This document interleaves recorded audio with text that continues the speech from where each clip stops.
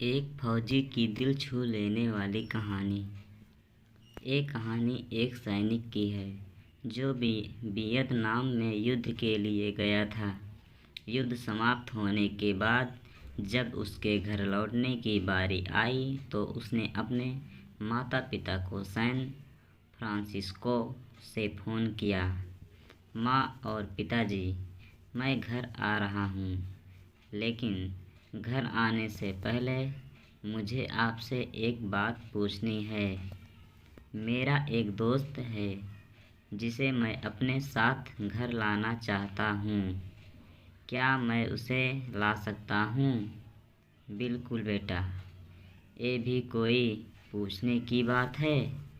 हमें तुम्हारे दोस्त से मिलकर बहुत खुशी होगी, माता पिता ने जवाब दिया। लेकिन पहले एक बात आप लोग जान लें, सैनिक बोलता गया, युद्ध में वह बहुत बुरी तरह घायल हो गया है।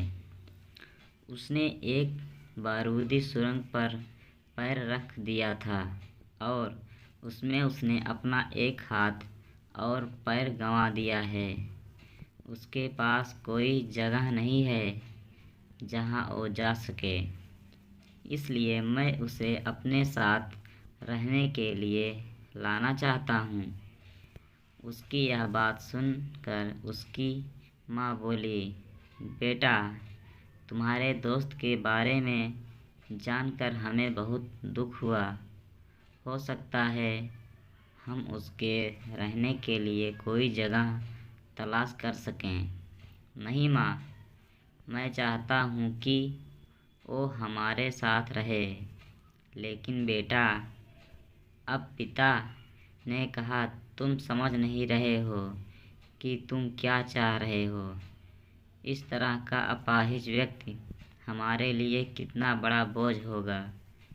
हमारी अपनी ज़िंदगी है जीने के लिए और हम नहीं चाहते कि इस तरह की कोई भी परिस्थिति हमारी ज़िंदगी में दखल दे।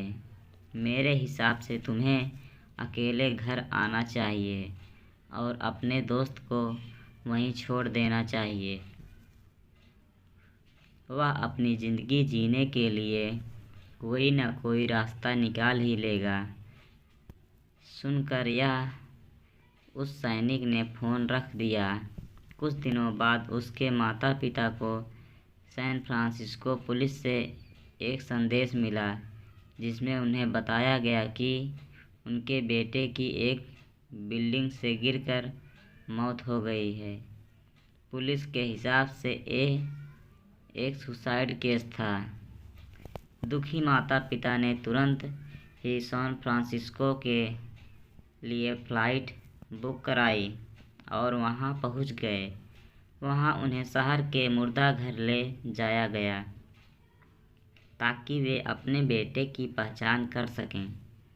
उन्होंने उसकी पहचान कर ली, किंतु ये देखकर उनकी कंपी छूट गई कि उनके बेटे का बस एक हाथ और एक पैर था।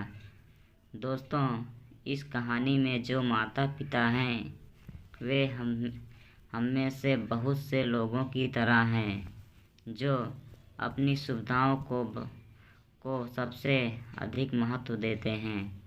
वे उन लोगों से प्यार करना या रहना या समझ बिताना चाहते हैं जो दिखने में अच्छे हैं, स्वस्थ हैं या फिर जिनके साथ रहकर उन्हें मज़ा आता है।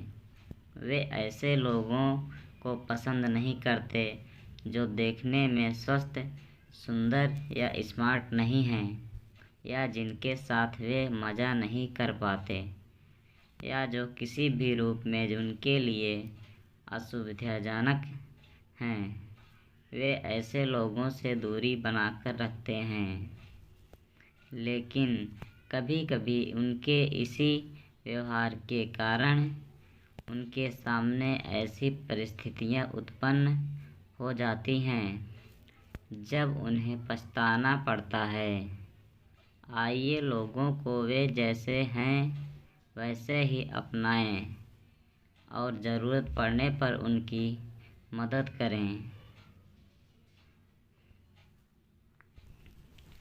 दोस्तों, कहानी अच्छी लगी हो तो चैनल को लाइक और सब्सक्राइब कर देना और घंटी को दबाना ना भूलना। धन्यवाद।